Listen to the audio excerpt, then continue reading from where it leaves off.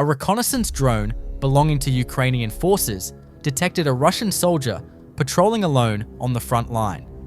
After tracking the soldier for a while, an FPV drone was sent to attack him. The Russian soldier noticed the drone approaching him. He first tried to defend himself behind a tree, then panicked and tried to flee. As the drone rapidly approached, he threw his weapon at it, but he still couldn't escape being targeted. In the same region, namely the Donetsk region, many Russian soldiers continued to be targeted by Ukrainian forces' drones. Not only infantrymen walking on foot, but also many Russian units traveling in military vehicles in the region were targeted. Across the entire length of the broad front, stretching from the south to the north of the Donetsk region, there is no longer any safe area for Russian forces. Not only infantry advancing on foot, but also military vehicles patrolling the area, transporting ammunition, or evacuating the wounded are under constant surveillance by Ukrainian drones. Watch this attack carefully. There is a Russian soldier trying to hide behind the tree. When the drone approached the soldier, the Russian soldier didn't know what to do and tried to shoot it down by extending his weapon toward the drone.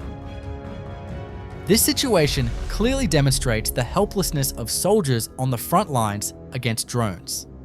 A Ukrainian drone operator is again searching for Russian soldiers in the Pokrovsk region. Shortly thereafter, he detected movement on the road. The drone's next target is again a lone soldier. The soldier saw the drone approaching rapidly and drew his weapon. But he didn't have time to take aim.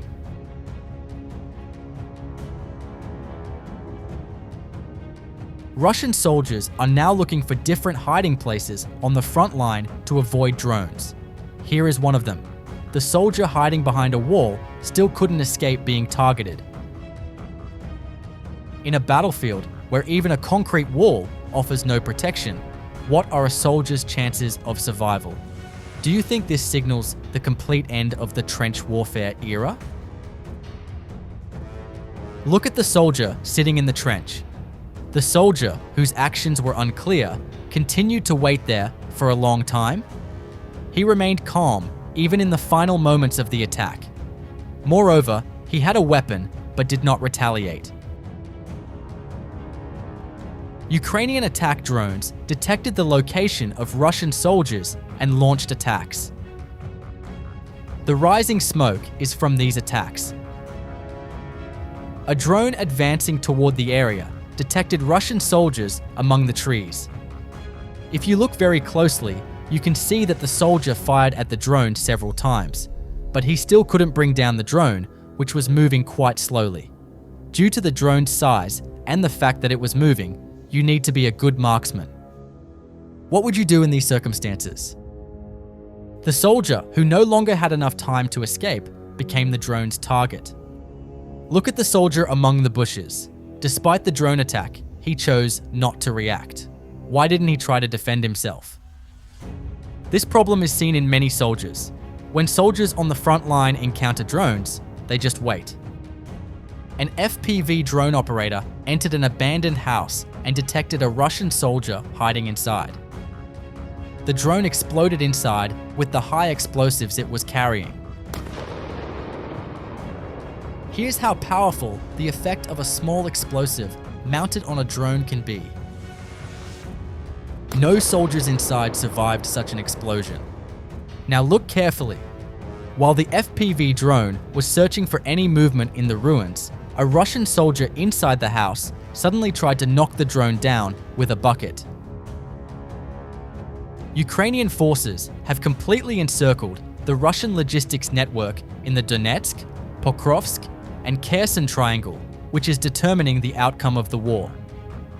This region is the main artery connecting the Russian army's southern and eastern flanks.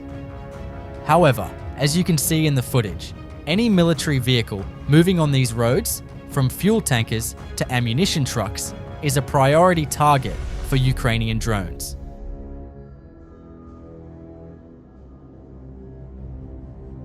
This is not merely a vehicle destruction operation. It is a strategy to neutralize Russia's combat capabilities on the front lines. When these vital routes between Pokrovsk and Kherson are cut off, Russian troops on the front lines receive neither ammunition nor fuel. In the freezing cold of 2026, Russian armored vehicles running out of fuel and ammunition are being abandoned without even engaging in combat, or are easily targeted by Ukrainian drones. Ukraine is rendering Russia immobile through this logistical war. A Russian soldier moves, thinking the night will conceal him. However, above him, a Ukrainian drone equipped with advanced thermal vision and night vision systems tracks his every step. By 2026, the majority of Ukraine's FPV drones will now have night vision capability. No matter how fast the soldier runs, escaping this mechanical eye is impossible.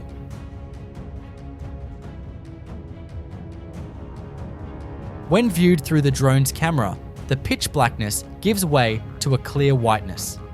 The Russian soldier becomes a glowing target on the screen due to the body heat he radiates into the cold night. Even if the soldier hears the drone, he cannot see it, but the drone sees him at all times. 2 Ukrainian soldiers are escorting 2 Russian soldiers who surrendered to a safe zone. This scene is not merely a capture event, it is the most concrete evidence of the psychological breakdown on the ground. Look closely at the camouflage on the Russian soldiers. Covered in dirt and grime, torn, and bearing the wear and tear of months of use, these uniforms show just how much logistical trouble an army is in. This is no longer an isolated incident. The tendency to surrender in the Russian army has become systematic, especially on the Donetsk and Pokrovsk fronts. Soldiers are increasingly realizing the futility of fighting in these trenches, where the chain of command has broken down, ammunition has run out, and freezing temperatures have set in. Many Russian soldiers are seeking ways to defect to the Ukrainian side by laying down their arms at the first opportunity rather than engaging in combat. How long do you think an army with collapsed logistics can hold out? Operations were conducted against Russian forces' underground shelters. Drones detected military shelters that were extremely difficult to locate and carried out attacks on them one by one. For Russian soldiers, going underground no longer means protection, but being trapped in a cage with no escape. While you have a chance to escape above ground, the entrance to an underground shelter being blown up by a drone means that the entire unit inside is cut off from the world. Concrete walls become traps against the internal pressure of these high explosives. Ukrainian forces have disabled Russian military communication antennas on the front line one by one. Ukrainian forces are targeting what are essentially the nerve endings of the Russian army on the front line. The antennas you see in the footage are not just piles of metal. They are vital devices that enable radio communication between Russian units, transmit coordinates, and most importantly, connect Russian drones to their control centers. The destruction of an antenna means that dozens of units in that area are cut off from central command. Russian soldiers who have lost communication cannot request artillery support, provide coordinates for the evacuation of the wounded, or be informed of approaching Ukrainian attacks. A Ukrainian armored infantry carrier encounters a drone attack while advancing on the front line. You can see the extra armor on the exterior of the BMP vehicle. This attack demonstrates that this armor is effective against drones. Russian forces' attempts to set up ambushes with drones along the route were thwarted by Ukrainian FPV drones. The FPV drones neutralized the drones waiting along the transit routes. The next target is a hangar. This is an area heavily occupied by Russian units. Ukrainian reconnaissance drones detected significant activity here and immediately launched an attack. More than 10 drones began attacking the hangar one by one. The drones, carrying high explosives, attacked every corner of the hangar, causing destruction. Pay attention to the Ukrainian operator's strategy. The drones are not crashing randomly. Each drone targets a different strategic point in the hangar. Some blow up the entrance doors, blocking the exit of vehicles inside, while others pierce the roof, targeting the ammunition stockpiles inside directly. For the Russian units inside the hangar, this situation is turning into a complete nightmare. If they go outside, they will become targets for other drones in the open field. If they stay inside, they face the risk of being trapped under a roof that is shaking with explosions every second. Did you see the soldiers coming out from inside? The Russian soldiers who moved positions still couldn't escape the attacks. No matter where they went, the drones kept attacking them.